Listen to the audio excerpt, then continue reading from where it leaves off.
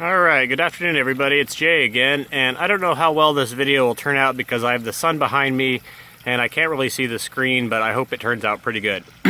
Okay, so we're just going to briefly talk about mangoes. So this is a Coggeshall mango, this is a dwarf mango that I got from Seamus O'Leary's, and this one I have in my front yard, and this one's planted alongside another one here, right in front of my house.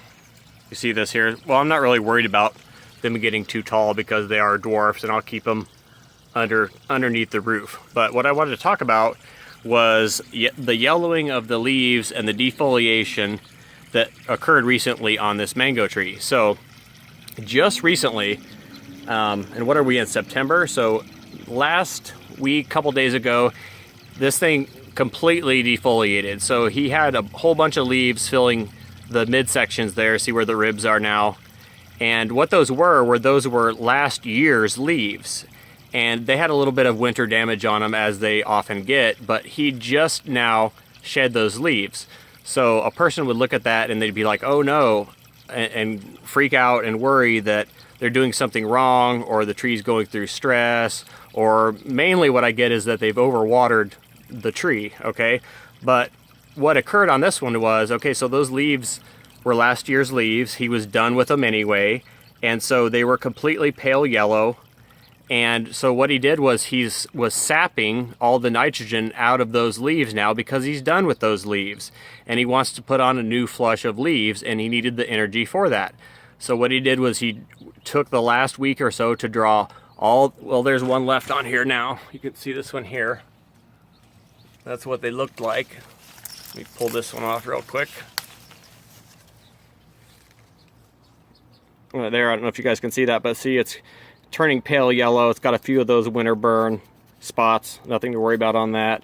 And so yeah, this will be, if I'd have left this on there, completely yellow. He'd pull all the nitrogen out of those leaves, and of course I throw them down there in the bottom as mulch. We'll put the water over here real quick, and then new flush. So here we go. He's got one there, 2, 3, 4, 5, 6, 7, 8's forming, 9, 10, there'll be one up there, 11, 12, new in there. So at least 12, this is just his first little push of these new leaves for the fall flush. So nothing to worry about. So if you guys see your mangoes, you see that happen to them, the older leaves especially, don't worry.